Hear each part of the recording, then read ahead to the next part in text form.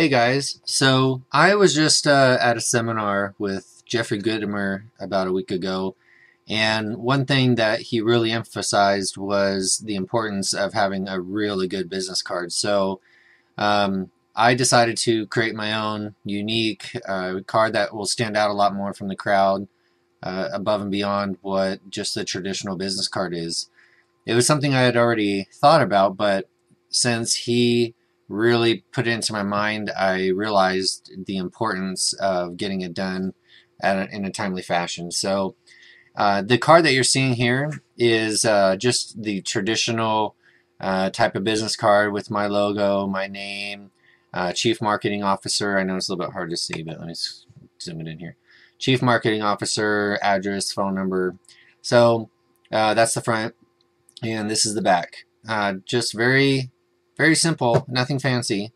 I actually had this professionally designed, cost me a couple $100. At the time, I didn't want to invest a lot of time into doing it, and I just wanted it to be the most professional as possible. Since then, obviously, I've learned a lot more and always designing new things. So I just really wanted to create something that would wow people, make myself more memorable. And after doing a lot of research online, I finally came to a design similar to what you're seeing here. I'll show you in just a minute, obviously. But what you're seeing is a clear plastic. Believe it or not, not that many people have clear plastic business cards. I don't know why, but they really are unique and stand out from the rest. The one I'm going to be showing you here is going to be, it's mostly to this closest to this one, frosted. You'll see in just a second. I'll explain it. So going back here, let me minimize this for a minute. All right, so this is the new business card. Now, what I want to point out is how I took it from just that, basic look, and brought it to a whole new level, and have different layers, different colors, more vibrant appeal to it. And one thing I'm going to show you in just a minute is all of this down here, and so above the gray line and below the gray line is going to be clear. Now here's the back side.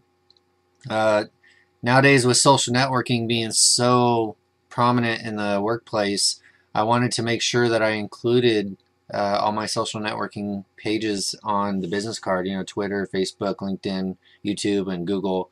I wanted to do the Google Plus symbol, but I couldn't find the high enough resolution, so I'll talk about that too in just a minute.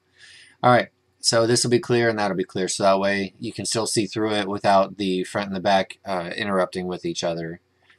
Now, let's go to Photoshop. I'm going to walk you quickly through how I got from point A to point B. So every one of these images here are going to be taken from other parts, and I could sit here and tell you each and every single step that I did, but obviously it would take quite a long time. So I'll just kind of highlight the important parts. I cut out this guy. This is from my original logo. I made it to where it looks like a normal picture would. Most people don't have their entire body on there. Instead of kind of the why behind everything, I'm just going to show you quickly the what and how I did it.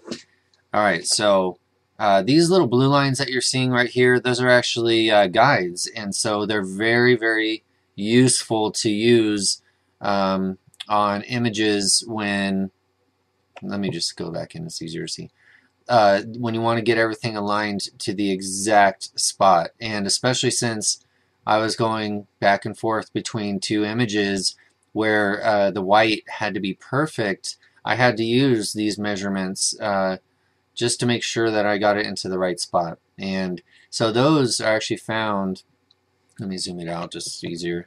If you go up to view, and then it says new guide, clear guides, which would get rid of all of them, and lock guides. Lock guides just makes it so you can't move them. And actually, it's probably a good idea anyway, so let me lock them real quick. All right.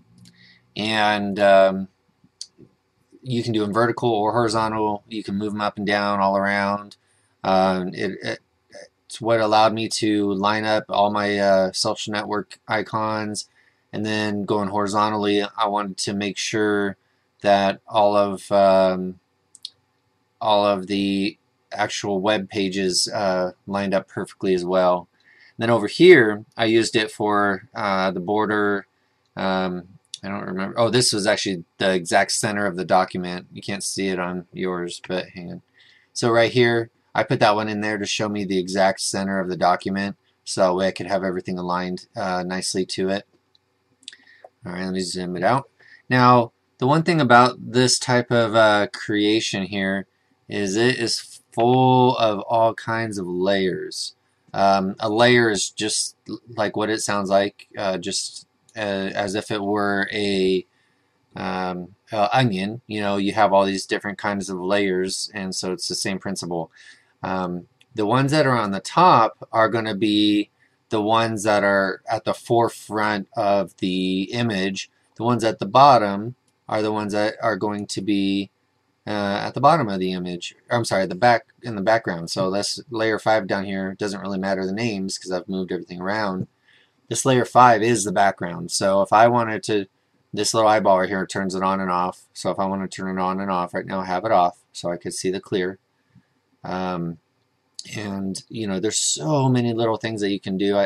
Obviously I don't want to go into everything. I can sit here for hours trying to educate you on this and tell you the exact process behind it, but I won't. I just wanted to give you kind of an overall view of how I got this to look, you know, perfect as I did.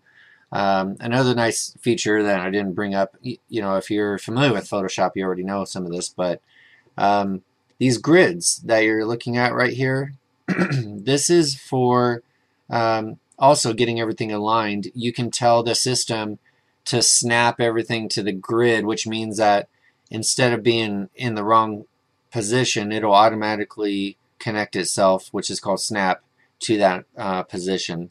You can tell it to snap to the guides. The guides are the blue. You can the grid, which is the grid, and then document bounds, which is the outside of the document. So that way you don't go outside of the parameters of that specific document. And you know, there's I have images, I have text, I have the background, I have my logo. Every one of these, you can change the size, you know, zoom it in. I'm just zooming it in for in all intents and purposes, but you can also change the dimensions of everything. You know, I actually originally had this as a full globe that I cut out to match the guide, since I'm going to be clear up here and clear down here. So anyway, that's how I did it in a nutshell. Obviously, these techniques can be used for just about any graphic that you can think of, and I'm just showing you how I created my own business card. It's going to look very professional.